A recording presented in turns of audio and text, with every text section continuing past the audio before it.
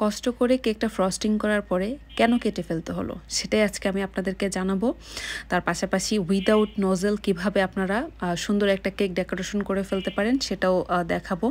কারণ অনেকের কাছে প্রথম দিকে নজেল থাকে না, বা নজেল থাকলেও অনেক সময় নজেল ছাড়া কিভাবে সুন্দর একটা কেক ডেকোরেশন করা যায় অনেকে জানে না। আজকে আমি আপনাদেরকে দেখাবো উইদাউট নজেল কিভাবে কেক ডেকোরেশন করতে হয়। তো আজকে আমি দুইটা চকলেট কেকের বেস করে নিয়েছিলাম 2.5 পাউন্ডের মধ্যে।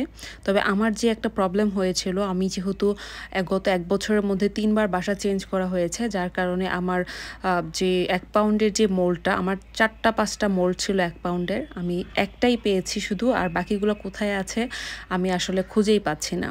তো আমি কি করেছি, আমি 7 ইঞ্চি একটা মোল্ডের মধ্যে কেক বেক করে নিয়েছি, আর একটা হচ্ছে 6 ইঞ্চির মধ্যে কেক বেক করে নিয়েছি। কেকটা যেহেতু আমি খুবই ওভারলোডেড করতে চাচ্ছিলাম চকলেট দিয়ে, যার কারণে আমি প্রতিটা লেয়ারে হচ্ছে চকলেট গানাশ দিচ্ছিলাম এবং চকলেট ক্রিম, তার উপরে চকো চিপস, যাতে করে কেকটা অনেক বেশি চকলেটি হয়। কিন্তু আমার যে প্রবলেমটা হয়েছিল সেটা হচ্ছে, আমি একটা 6 ইঞ্চি মোল্ডে বেক করেছিলাম এবং একটা 7 ইঞ্চি মোল্ডে বেক করেছিলাম। তো আমি 7 ইঞ্চি মোল্ডের কেকটা নিচে দিয়েছি এবং 6 ইঞ্চি মোল্ডের কেকটা উপরে দিয়েছি। এতে করে আমি উপরের কেকটার মাপে নিচের কেকটা কেটে নিয়েছি।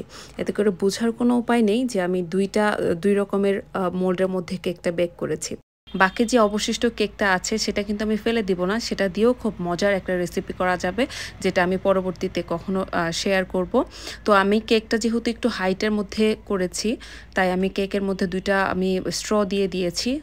গরমের দিন যদি কেকের মধ্যে স্ট্র দেওয়া যায় তাহলে কেকটা জায়গা থেকে সরে না, বা কেকটা ভেঙে যাওয়ার বা ডেলিভারির সময় কেকটা সরে যাওয়ার কোনো চান্স থাকে না। তো আপনারা যারা নতুন বেকার আছেন, এটা সবসময় দেওয়ার ট্রাই করবেন। গরমের দিনে যখন কেক ডেলিভারি দিবেন অবশ্যই ভিতরে একটা স্ট্র দিয়ে দিবেন।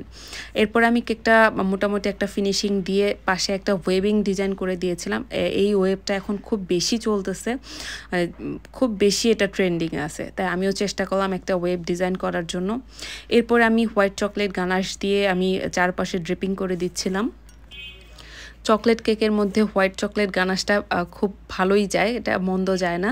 তো এরপরে উপরে আমি সুন্দর করে একটু ফিনিশিং আনার চেষ্টা করেছিলাম, যেহেতু চকলেটের কাজ, উপরে গানাশের সুন্দর ফিনিশিং মোটামুটি চলেই আসে 1-2বার দেওয়ার পরেই।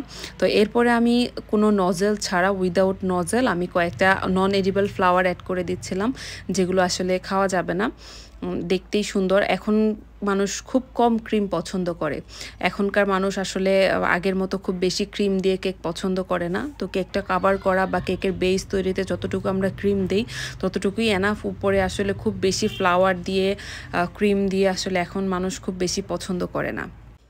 তো এই তো আমার কেক মোটামুটি রেডি। কেমন হয়েছে সবাই জানাবেন। ভালো লেগে থাকলে লাইক, শেয়ার এবং কমেন্টের মাধ্যমে উৎসাহ